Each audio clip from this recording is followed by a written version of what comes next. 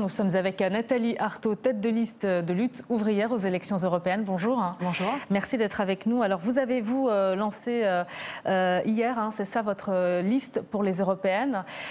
Dites-nous, est-ce que cette campagne dans laquelle vous vous lancez, elle va être résolument marquée par cette crise des Gilets jaunes? Est-ce que cette crise des Gilets jaunes, ça va être le fil rouge de cette campagne plus précisément? Moi je crois qu'en effet, elle marque toute la situation politique et en bien, je dirais, en bien parce que pour une fois, il ne s'agit pas seulement de polémiques entre politiciens, mais là, effectivement, on est amené à parler des fins de mois difficiles, des salaires qui sont insuffisants, de cette précarité, de toutes ces femmes et ces hommes qui n'ont droit qu'à quelques heures de boulot le matin, l'après-midi, qui courent entre les deux, etc.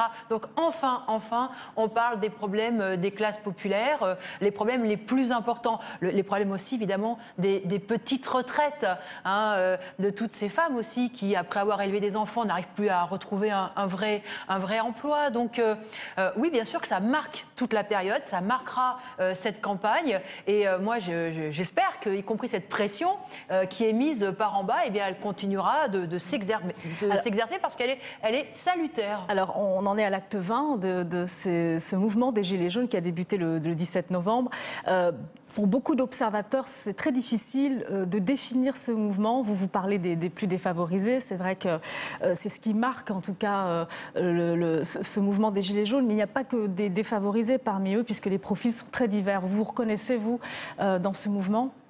Enfin, là, ceux qui ont porté ce mouvement dès le départ, et y compris ceux qui aujourd'hui adhèrent aux revendications essentielles de justice sociale, d'augmentation de pouvoir d'achat, ce sont quand même des petites gens. Ce sont des salariés, ce sont des chômeurs, des gens qui travaillent à temps partiel. Donc c'est, pour l'essentiel d'ailleurs, la classe ouvrière. En réalité, pour l'essentiel, c'est la classe ouvrière. Donc bien sûr que je me reconnais dans leurs revendications.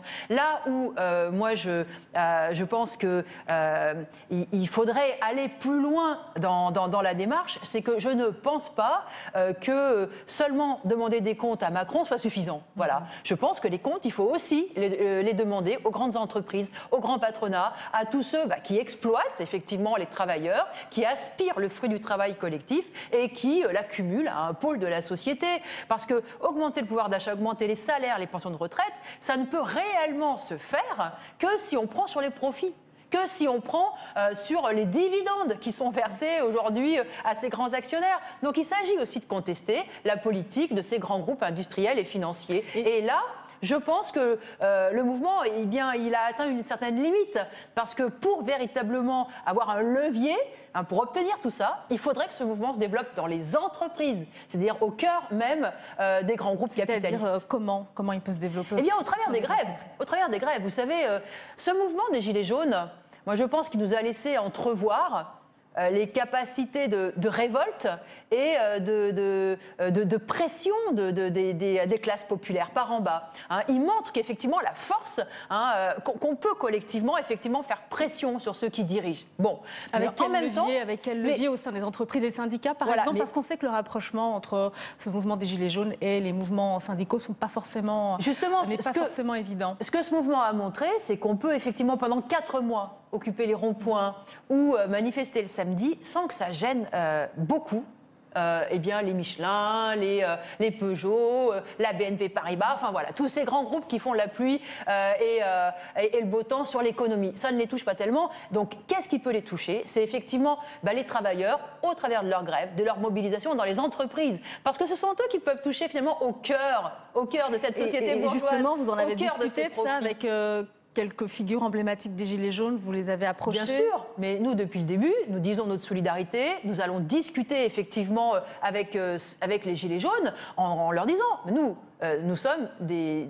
communistes. Nous sommes des communistes révolutionnaires. Nous pensons que la lutte des travailleurs, effectivement, contre vous en avez discuté avec qui? Contre la classe capitaliste, avec tous ceux qui sont engagés dans les Gilets jaunes, en allant discuter, et puis parce qu'on est entouré aussi de femmes et d'hommes qui se reconnaissent dans ce mouvement des Gilets jaunes. Mais nous leur disons, il faut aller plus loin. Vous savez, Macron... Et vos propositions pour sortir de la crise, Nathalie Arthaud, au niveau de lutte ouvrière? La seule solution, ça sera d'aller prendre l'argent là où il est. Là où il est. d'aller prendre l'argent dans les poches des plus riches, des plus fortunés, de ces grands groupes. Il n'y en aura pas d'autres. Moi, j'entends, puisque cette campagne aux européennes est lancée, les uns ou les autres nous expliquer qu'il faut aller chercher l'argent du côté de l'immigration, du côté de je ne sais qui. Mais ça veut dire quoi? On va chercher l'argent du côté des plus pauvres? Des plus pauvres, c'est ça la réalité? Non, l'argent, il faut aller le chercher là où il est, c'est-à-dire dans ces citadelles capitalistes, dans ces grands groupes. Et vous avez, vous, la prétention de porter les revendications des Gilets jaunes au niveau européen? Nous avons la prétention de porter cette perspective-là. Que si on veut augmenter les salaires, les retraites, si on veut créer des emplois, parce qu'il faut créer des emplois, il faut résorber ce chômage qui est une absurdité. Condamner les uns à des cadences infernales et les autres au chômage, c'est une absurdité. Eh bien, on ne pourra le faire que si l'on va prendre sur les profits. Voilà, que si l'on conteste effectivement cette classe capitaliste, il n'y aura pas d'autre politique. Nous, notre slogan aux européennes, ça sera contre le grand capital, le camp des travailleurs. Parce que si on n'attaque pas ce grand capital, si on ne le remet pas en cause, en réalité... Et la prolongation du grand débat national, la prolongation du grand débat national par Emmanuel Macron Il y a absolument rien à en attendre. On voit qu'effectivement, il fait traîner les choses, mais parce que précisément, il ne peut pas apporter de solution. Emmanuel Macron est responsable d'une politique anti-ouvrière depuis qu'il est arrivé au pouvoir. Il va la continuer, il va la poursuivre. Il ne veut pas toucher un cheveu de la bourgeoisie. Mais encore une fois, bien sûr qu'il faut dénoncer la politique de Macron. Mais Macron, c'est le serviteur, finalement, d'un ordre social qui s'impose à nous depuis fort longtemps et qui consiste à exploiter toujours plus la grande masse des salariés au profit d'une minorité. Dernière question très rapidement. Cet ordre social, ce n'est pas Macron qui en est responsable, c'est l'ordre capitaliste, ça date de bien avant lui. Et dernière question très rapidement, le regard que vous portez sur les listes, certaines listes des Gilets jaunes pour ces européennes, on en compte près d'une dizaine, parfois même aux antipodes de lutte ouvrière. Je pense à la liste de Benjamin Cauchy qui a rejoint Nicolas Dupont-Aignan. Ça, c'est pas une liste Gilets jaunes, c'est une liste Dupont-Aignan.